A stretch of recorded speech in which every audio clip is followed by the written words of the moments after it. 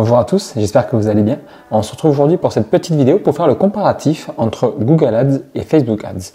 Alors, on va voir ensemble aujourd'hui lequel choisir pour faire votre génération de leads pour votre magasin de poils et lequel va être le plus efficace.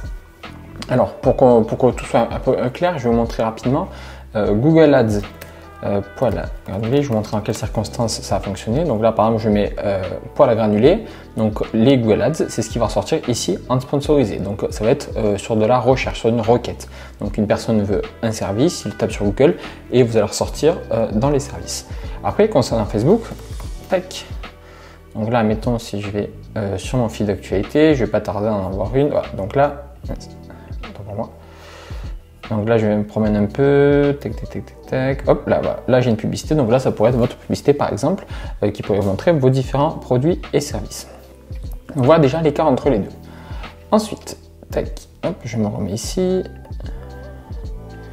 Ok, parfait.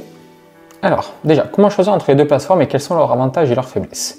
Vous devez vraiment comprendre dans un premier temps comment votre cible potentielle réfléchit et comment il consomme ces contenus-là, comment il va acheter ces produits. Donc par exemple, vous, pour du poil, on a deux possibilités. Soit les personnes, ils vont tomber par opportunité sur une publicité où par exemple vous faites une promotion, vous faites par exemple une installation à 1 €, ou sinon c'est vraiment quelque chose, un besoin qui est urgent, ils vont directement aller sur Google pour rechercher vos services. Moins les résultats sont influencés par des éléments intangibles, plus ils conviennent à Google Ads. Donc ce qu'on peut appeler éléments intangibles, par exemple, par exemple sur une vente immobilière. Donc là on a l'exemple d'un agent immobilier, donc une personne qui veut vendre sa maison. Donc tous les agents immobiliers vendront votre maison quoi qu'il arrive, ça c'est sûr. Ce qui détermine la vente, ce sont les éléments intangibles. Par exemple, y a-t-il une coupe de champagne offerte à l'arrivée des clients? L'agent immobilier relance-t-il les potentiels acheteurs après la visite? L'agent immobilier entretient-il un réseau de contacts? Parle-t-il de la maison dans toute la ville? Plus il y a d'éléments intangibles, plus les personnes cherchent à obtenir des recommandations. Donc par exemple, parcours client d'une personne qui souhaite vendre sa maison, elle demande à des amis et à la famille de nous faire une recommandation. Elles vont aller voir sur les différents réseaux sociaux, voir s'ils trouvent des informations. Et après, sinon, ils peuvent aussi découvrir l'entreprise de manière organique, c'est-à-dire qu'en se promenant dans la rue, ils trouvent des affiches, des choses comme ça, ou même sur des prospectus. Et après, le dernier point, c'est faire une recherche sur Google. Donc là, ils vont juste aller taper agence immobilière sur Google, ils vont tomber sur les premiers. Moi, je pense que si je vais sur agence immobilière Montpellier, alors, tac, tac, est-ce que je vais tomber? Déjà là, on voit qu'il y a un gros manquement parce qu'il n'y a pas de Google Ads qui se font. Il y en a, mais avec des faibles budgets, on les voit sur la partie basse ici. Et encore, c'est les gros, c'est des Century 21, des Sous-Logis. Donc là, un agent immobilier qui se positionnerait sur ce mot-clé à Montpellier, il aurait un très grand avantage parce qu'il pourrait récolter énormément de personnes. Donc voilà sur ce premier sujet. Tac, tac, on se remet là. Ok, parfait.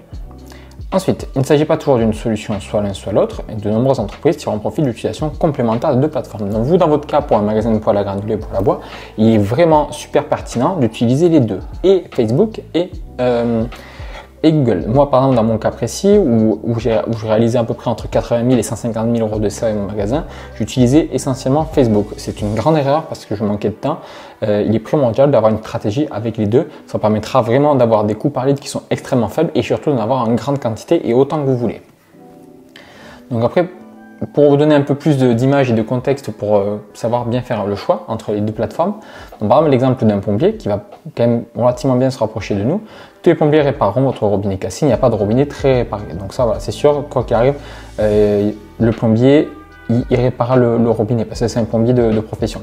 Ce qui détermine si un plombier est bon, ce sont les éléments tangibles. Donc est-ce qu'il arrive à l'heure? Est-ce qu'il nettoie derrière lui? Est-ce qu'il offre des réductions? Le contact, le feeling qu'il va y avoir entre le client et le plombier. Donc ça, ce sont des éléments qui vont influencer l'acte d'achat derrière. Plus il y a d'éléments intangibles, plus les personnes recherchent cette personne en particulier. Donc par exemple, un parcours de client d'une personne qui a une fuite de robinet. Donc d'abord, elle va demander à sa famille si jamais elle connaît des plombiers. Et après, si jamais la personne, tout simplement remarquer, plombier, par exemple, moi j'habite sur Montpellier. Donc hop, je me remets dessus. Par exemple, si je vais là, tac, tac. Si je remets plombier Montpellier, hop. Donc là, hop, on les a directement. En plus, c'est des entreprises qui sont super bien notées. Donc là, c'est des personnes qui vont être sélectionnées directement. C'est sûr à 100%. Les gens, ils vont pas les chercher en bas. Là, ils ont des entreprises qui tombent directement ici qui sont en plus super bien notés et donc il n'y a aucune raison que les personnes aillent chercher plus loin. Donc ça c'est super pertinent également. On retourne sur notre petit schéma. Donc voici pourquoi les annonces Google fonctionnent pour les plombiers et pas les annonces Facebook. Les annonces Google correspondent à l'intention très spécifique de la recherche d'un plombier. Donc si jamais quelqu'un a une fuite de robinet, il ne va pas aller sur Facebook et attendre de voir une pub d'un plombier qui dit je suis là si vous voulez.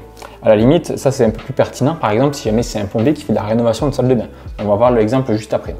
Donc du coup, concernant la rénovation de salle de bain, ce qui détermine le succès d'une salle de bain, enfin la rénovation d'une salle de bain, ce sont les éléments intangibles et tangibles. Donc là, on a les deux. C'est également notre cas pour le poêle à bois et le poêle à granuler. Donc là, c'est vraiment l'exemple typique. Donc le travail est-il fait à temps? L'entreprise est-elle assurée? L'entreprise a-t-elle le souci du détail? L'entreprise est-elle facile à contacter? Est-ce que le travail est bien réalisé? Est-ce qu'elle a une bonne réputation? Tous ces éléments-là, c'est tangible et intangible. Parce qu'il y a des éléments tangibles et intangibles, les publicités Facebook et Google fonctionneront donc toutes les deux. Donc le parcours client, il va se rapprocher d'une agence immobilière. Donc d'abord, on va demander un petit peu autour de nous si on connaît une personne qui fait de la rénovation de cuisine autour de nous. Si jamais on en trouve, ok, cool. Si on n'en trouve pas, eh ben, du coup là, on va faire un petit peu de recherche. Donc on va aller un petit peu sur les réseaux sociaux, voir un petit peu si on tombe sur quelque chose. Il y a des chances qu'on peut tomber possiblement sur une publicité. Moi, c'est ce que je faisais par exemple avec les poêles à bois et poêles à granulés. Si jamais, eh ben, après on peut découvrir organiquement. Je sais que des fois, il y a des magasins de poêles qui font des grandes affiches, des choses comme ça dans des grandes villes. Donc ça aussi, ça peut très bien marcher. Et après, on va faire, en dernier recours, on va aller faire une recherche sur Google. Donc là, c'est là où c'est important qu'on tombe sur nous et qu'on soit les premiers à sortir. Donc la différence entre l'exemple d'un agent immobilier et celui d'un rénovateur de salle de bain est que le temps n'est pas aussi important et qu'il y aura moins d'options dans le réseau de référence, donc plus de recherches sur Google. Les publicités Facebook peuvent intervenir à n'importe quel moment de ce parcours et les publicités Google s'adaptent à l'intention très spécifique de la recherche. Donc si on veut faire un petit résumé un petit peu global. Si jamais le service que vous proposez, donc moi dans mon cas je suis spécialisé pour les poêles à bois et poêles à granulés, c'est pas quelque chose que les personnes veulent demain, ok? Donc c'est pas forcément Facebook, en fait ça va être bien, mais étant donné que c'est pas forcément un service que les gens vont rechercher à la minute, à la seconde, c'est pour ça que c'est bien de le coupler avec Google. Je dis ça, mais moi, ça a très bien marché juste avec Facebook. Je faisais, comme je vous dis, entre 80 et 150 000 euros. Et encore, on freinait un petit peu la cadence. Sachant que ces montants-là, entre 80 et 150 000 euros, je parle avec des budgets Facebook, on dépensait entre 1 500 et 2 000 euros. Je sais qu'il y a beaucoup d'entre vous qui ont des magasins et qui achètent des leads à entre 20 et 30 euros l'unité. Eh bien, autant vous dire que vous faites une grosse erreur parce que vous perdrez énormément d'argent. Donc du coup, c'est pour ça que ça peut être super pertinent comme stratégie pour votre magasin de faire et de la publicité Facebook et de la publicité Google. Comme ça, si la personne tombe sur votre publicité Facebook et qu'elle a l'opportunité que vous faites une bonne offre, donc du coup les gens vont remplir votre formulaire, vous allez pouvoir les contacter. Et si jamais c'est un peu plus pressant que c'est des personnes qui sont dans l'acte d'achat, parce que lorsque les personnes recherchent sur Google, c'est des personnes qui sont vraiment dans l'acte d'achat, là dans ce cas-là, il faudra également vous positionner, comme ça vous ne perdrez vraiment aucun client et vous serez partout. Ça c'est vraiment la top stratégie à adopter. Donc c'est à peu près tout pour le comparatif.